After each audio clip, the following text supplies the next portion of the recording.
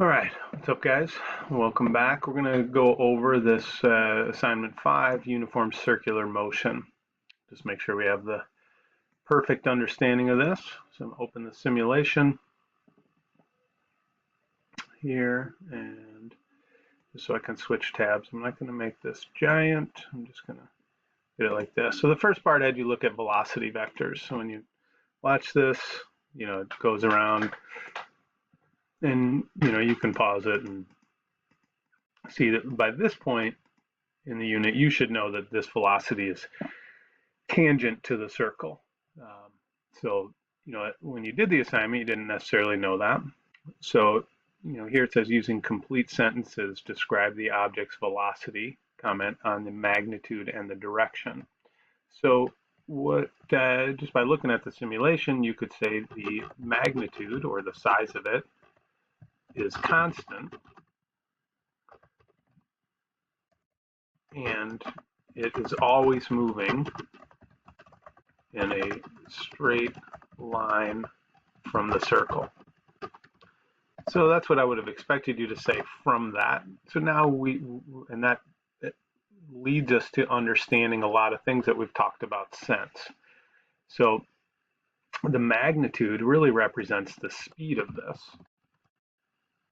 So, and it's always moving in a straight line, but that direction is changing. So here it's true or false, an object moves in a circle at a constant speed, its velocity vector will be constant. So this would be false. And the reason, the explanation here is velocity depends on direction. And the direction is always changing.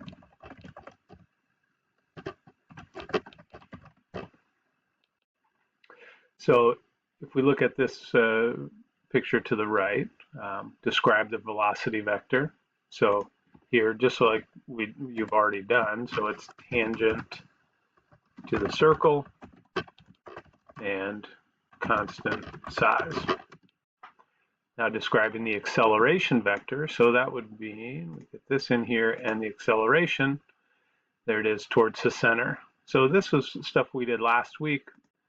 Some kids struggled with remembering this. So here we can see it again, acceleration towards the center. So I'm describing that. It's the acceleration is towards the center and constant size or magnitude. Describe the relationship between the direction of the velocity vector and the direction of the acceleration for a body object moving in a circle at constant speed. So here, what's true about the velocity and the acceleration?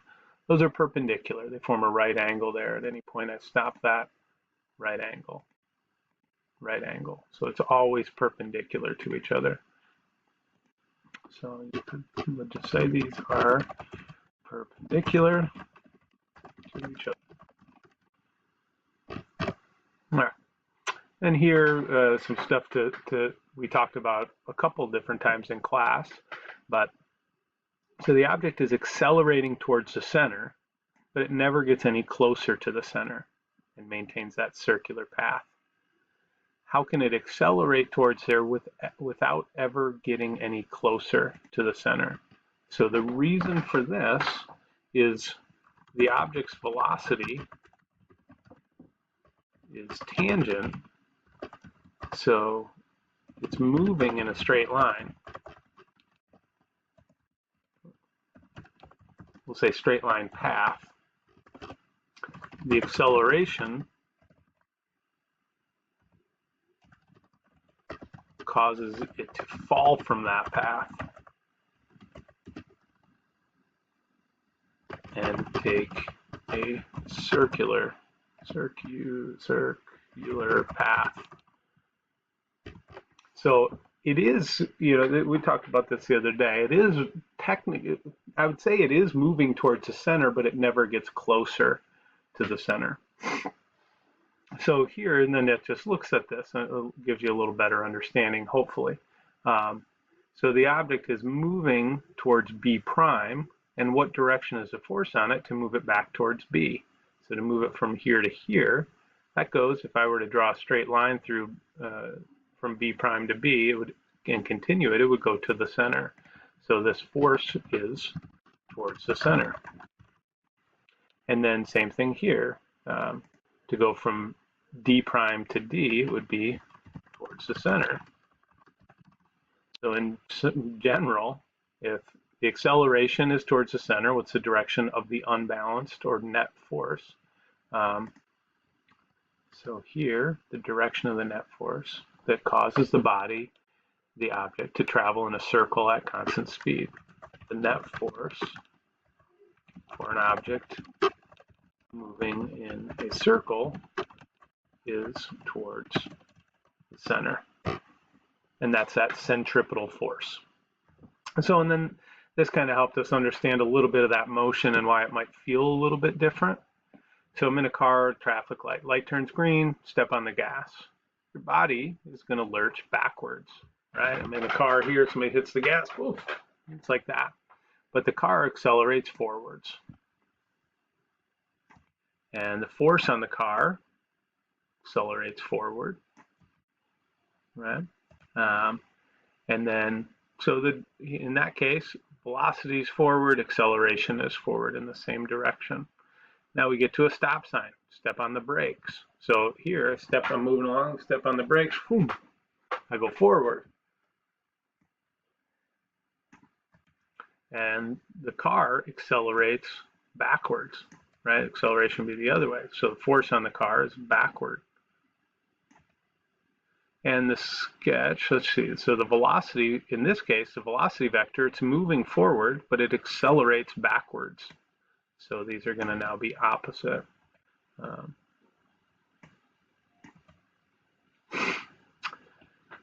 So that gets you to compare those two in a straight line. And then here we go around a curve. So as I go around a curve to the left, my body leans outward. The direction of the acceleration, though, is inward, right? And you saw in these other ones, the way your body moved and the direction of the acceleration, those were opposite. So here I moved backwards, accelerated forward. Move forward, accelerated backwards. Move outward, accelerate inward. And the force on it is the same direction as the acceleration, so inward. And the velocity vector would be, in this case, forward.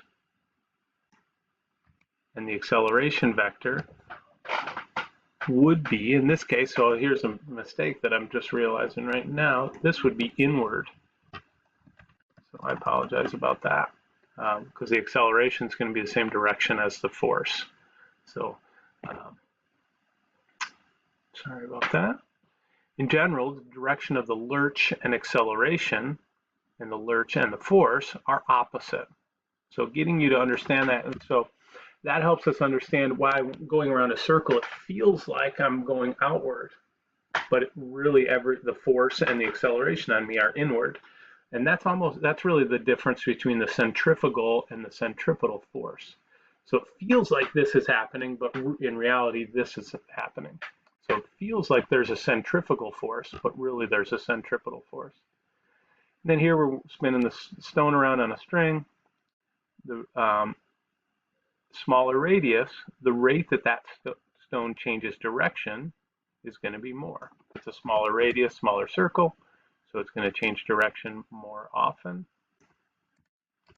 And so radius decreases. If direction changes more, then that means acceleration increases. And last part here, so we got the rock tied to the post, moving around a circle, constant speed. We have tension, we have the normal force, and the weight. And normal and weight, since it's on a table, are going to cancel each other out.